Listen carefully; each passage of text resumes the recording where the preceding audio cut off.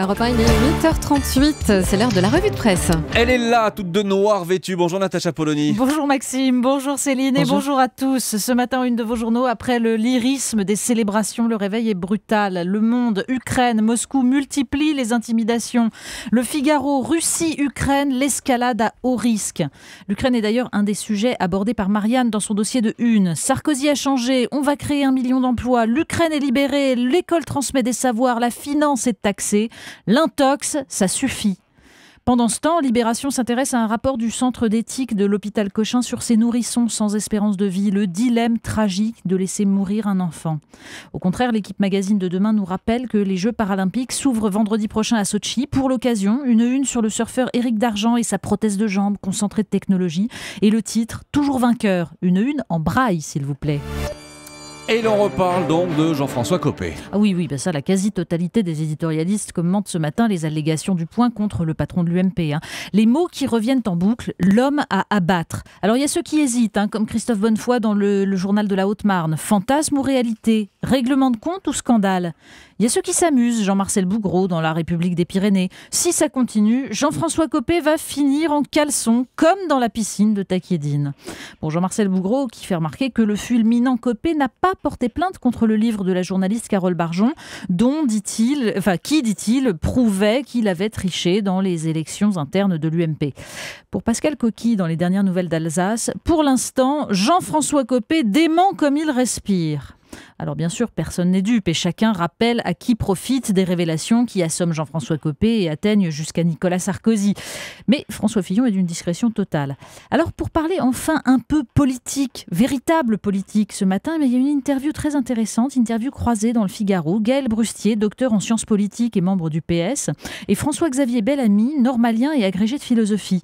Ils parlent de cette jeunesse dont on dit qu'elle aurait basculé à droite et ils estiment surtout qu'elle est frappée par l'idéologie du déclin qui agite l'opinion française. Face à cela, dit Gaël Brustier, la gauche ne peut pas enclencher un imaginaire, une représentation du monde. On interroge le président de la République sur la défiscalisation du double vitrage, regrette-t-il. Ça devient consternant. En attendant de lire la suite de l'entretien publié ce week-end sur le site Figaro Vox, on peut réfléchir à ce petit article de l'Opinion qui nous raconte l'agacement de certains candidats au municipal devant le nuancier instauré par le ministère de l'Intérieur. Alors qu'est-ce que c'est le nuancier ? C'est tout simplement un questionnaire qui prétend classer les candidats en fonction de leur appartenance idéologique supposée. Pour ceux qui se présentent sans étiquette, sans parti politique, on essaiera de les classer divers droite ou divers gauche, proches de chasse, pêche, nature et tradition ou des mouvements anti-fiscalité. Une conception bien étroite, disent les maires, quand tant de petites listes sont un rassemblement d'énergie au service de la collectivité. Oui, ça c'est une idée qui ne doit pas être rentrée dans les cases du ministère de l'Intérieur. Dans la presse ce matin, les juges ont comme un doute. Oui, parce qu'en politique, les choses sont parfois nuancées, mais c'est aussi le cas dans la justice. Marianne consacre une enquête à un sujet très peu traité, les états d'âme des juges face au risque d'erreur judiciaire.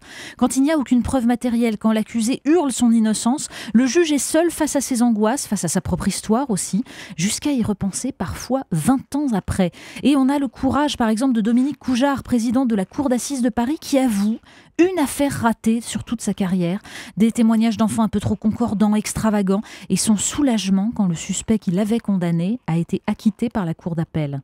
La notion de vérité est une fiction, les assises rendent une vérité judiciaire, c'est toute la nuance, tranche l'avocat général Luc Frémiot. Une vérité judiciaire qui repose en fait sur la conscience de quelques hommes. Un portrait dans cette revue de presse, Natacha, le portrait d'un geek spécialiste de la Syrie. Oui, parmi les histoires qu'il ne faut pas rater ce matin dans la presse, il y a celle d'Elliot Higgins. C'est dans le magazine M, l'histoire donc de ce geek de Leicester qui n'a jamais mis les pieds en Syrie, qui n'est ni journaliste ni expert en géopolitique, mais qui est devenu la meilleure source d'informations sur le conflit syrien depuis que tout seul devant son ordinateur, il s'est donné pour mission de décrypter toutes les vidéos postées par des combattants. Par lui, on a appris que les rebelles utilisaient des armes croates, dont on a su plus tard qu'elles avaient été achetées par l'Arabie Saoudite avec la bénédiction de la CIA. Il analyse les trajectoires de tir. Il affirme par exemple que ce sont bien les troupes d'Assad qui sont coupables de l'attaque chimique du 21 août, mais il dément les conclusions du rapport de la Maison-Blanche. Pourquoi ? Par souci obstiné de la vérité, sans conviction géopolitique, sans prétention autre que de dire ce qu'il voit et que les journalistes malheureusement ne peuvent plus voir, sauf au péril de leur vie. Une histoire de terres africaines. Oui, dans Libération, c'est une photo qui attire d'abord l'attention. Un village africain sur la terre ocre, entouré de carrés réguliers comme une couverture tissée, des champs à perte de vue. Mais ce n'est pas pour nourrir les populations, c'est de l'agrocarburant cultivé par Seine-Huile SA. Depuis que l'Union européenne s'est fixé un objectif de 10% d'agrocarburant, eh bien l'appropriation des terres en Afrique pour une culture qui confisque l'eau et les pâturages s'est amplifiée. Une aberration aux conséquences dramatiques. Allez, encore un clin d'œil. Oui, pour continuer dans la défense de l'environnement, Le Monde nous parle d'un homme qui s'élève contre la construction d'un château d'eau destiné à la fracturation hydraulique du gaz de schiste qui va défigurer son ranch texan. Cet homme, c'est Rex Tillerson, PDG d'ExxonMobil, la plus grosse compagnie pétrolière au monde, qui a investi 31 milliards de dollars dans l'exploitation du gaz de schiste. Faut le faire. Oui, tous les écologistes du pays ont évidemment lancé une campagne « Je suis avec Rex ». Et ben nous aussi d'ailleurs, ça s'appelle la cohérence. Et c'est une vertu en politique, une vertu rare. Une vertu rare dans la revue de presse de Natacha Polony. Merci Natacha.